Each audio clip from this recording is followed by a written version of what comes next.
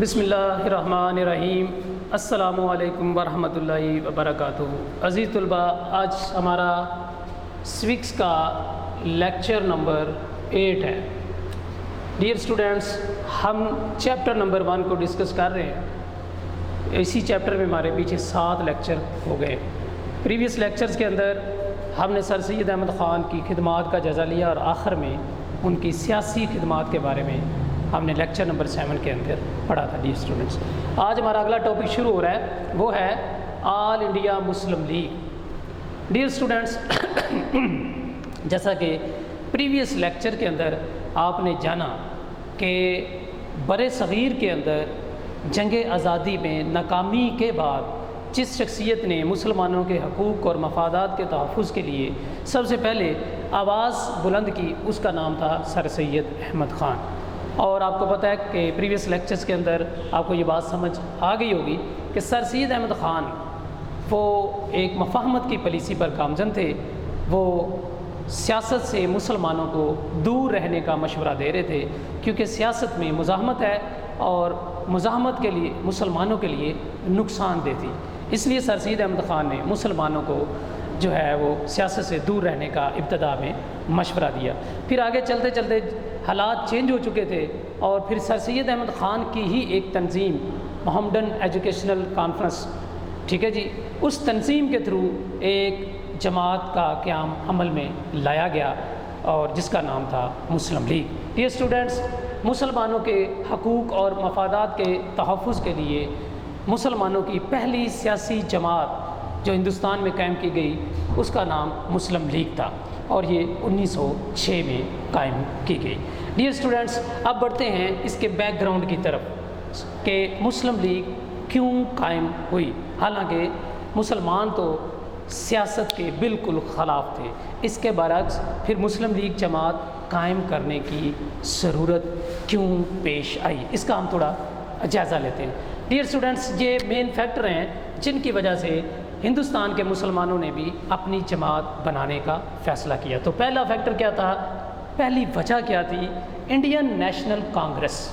اس سے پیچھے جیسا کہ پریویس لیکچر میں آپ کو پتہ چلا کہ 2 انگریز، اے او ہیوم اور لارڈ ڈفرن، ان دونوں نے ہندوستان کی پہلی بڑی سیاسی جماعت کی بنیاد رکھی جس کا نام تھا کانگریس۔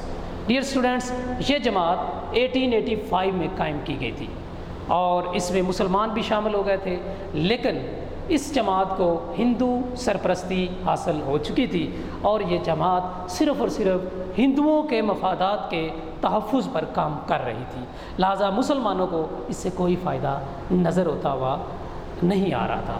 لہٰذا پھر مسلمان سوچنے پر مجبور ہو گئے کہ ہندوستان کے اندر ہماری بھی ایک اپنی جماعت ہونی چاہیے۔ تو یہ ایک پہلا بڑا فیصلہ تھا اور پہلا بڑا فیکٹر تھا، بیک گراؤنڈ تھا مسلم لیگ جماعت کے بننے کا، کہ ہندوؤں کی ایک جماعت بن گئی تو پھر ہماری بھی ایک جماعت کی ضرورت پیش آئی۔ دوسری بڑی وجہ متعصب ہندو تحریکیں۔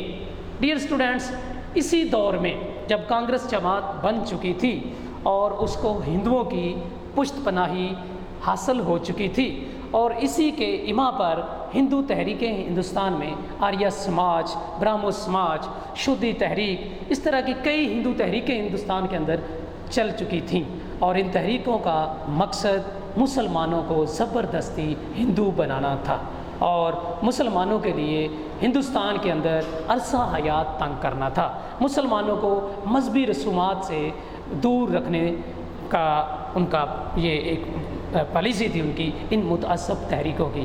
تو ان کو دیکھتے ہوئے بھی مسلم لیگ جماعت کا مطالبہ مسلمانوں کے لیے زور پکڑ گیا۔ تیسری بڑی وجہ اردو ہندی ٹریجڈی۔ جس طرح کے پریویس لیکچر کے اندر میں نے بتایا ڈیئر اسٹوڈنٹس کہ فارسی ہندوستان کی سرکاری زبان تھی مسلم دور حکومت میں۔ مسلم دور حکومت میں فارسی زبان کو ہندوستان میں سرکاری زبان کا درجہ حاصل تھا۔ پھر مسلم عمرا، مسلم سلاطین، ان کی کاوشوں سے ایک نئی زبان وجود میں آئی جس کو اردو کا نام دیا گیا، اور اردو نے ایک بڑا ہندوستان میں اپنا مقام خود ہی بنا لیا تھا، اور دیکھتے ہی دیکھتے یہ مسلمانوں کی زبان بن گئی، اور ہندوؤں کو اس زبان سے بھی عداوت اور نفرت تھی۔ وہ ہندوستان کے اندر ہندی رسم الخط اور ہندی زبان کو سرکاری زبان کا درجہ دلوانا چاہتے تھے، تو لہٰذا مسلمانوں نے اپنی اس لینگویج کو بچانے کے لیے بھی اپنی علیحدہ جماعت کے بارے میں غور و فکر کیا، اور ایک وجہ یہ بھی بنی آپ کی مسلم لیگ جماعت کے بننے کی۔ چوتھی بڑی وجہ ڈیئر اسٹوڈنٹ تقسیم بنگال ہے۔ ڈیئر اسٹوڈنٹس، ہندوستان کے 11 بڑے صوبے تھے اور 600 بڑی ریاستیں تھیں۔ ان 11 صوبوں میں سب سے بڑا جو صوبہ تھا وہ تھا صوبہ بنگال۔ عزیز طلباء، بنگال آبادی اور رقبے کے لحاظ سے ہندوستان کا سب سے بڑا صوبہ تھا، اور آپ کو پتہ ہے کہ 1905 میں انگریز حکومت نے انتظامی معاملات کو دیکھتے ہوئے بنگال کے 2 حصے کر دیے، ایک مشرقی بنگال اور ایک مغربی بنگال، لیکن ہندوؤں کو یہ بات برداشت نہ ہوئی، اور انہوں نے کانگریس کے پلیٹ فارم پر اپنا پریشر بڑھایا، اور انگریز حکومت مجبور ہو گئی اور بنگال کو دوبارہ اکٹھا کر دیا گیا۔ تو مسلمانوں نے یہاں پر بھی سوچا کہ ان کی بھی ایک جماعت ہوتی تو وہ بھی انگریز حکومت پر پریشر بڑھاتی اور یہ مطالبہ روکتی، کیونکہ بنگال کی تقسیم میں مسلمانوں کا زیادہ فائدہ تھا، اور یہ پھر دیکھتے ہوئے مسلم لیگ کی طرف انہوں نے اس محمدن ایسوسی ایشن کے تھرو کام کیا اور اس کا آغاز کر دیا۔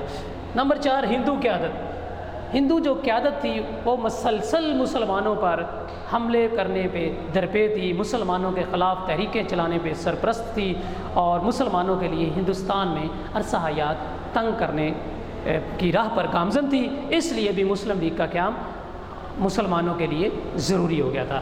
نمبر 5، شملہ وفد۔ ڈیئر اسٹوڈنٹس، آپ کو پتہ ہے کہ ہمارا ایک وفد سر آغا خان کی قیادت میں وائسرائے ہند سے ملنے کے لیے شملہ پہ گیا تھا، اور وہاں ہم نے ایک بڑا مطالبہ رکھا تھا کہ جداگانہ طریقہ انتخاب کا بر صغیر میں لاگو کیا جائے، تو وہ ہمارا مطالبہ چونکہ نہیں مانا گیا تھا، تو اگر ہماری مسلمانوں نے پھر سوچا کہ ہماری اگر جماعت ہوتی تو شاید اس تھرو ہمارا پریشر زیادہ ہوتا۔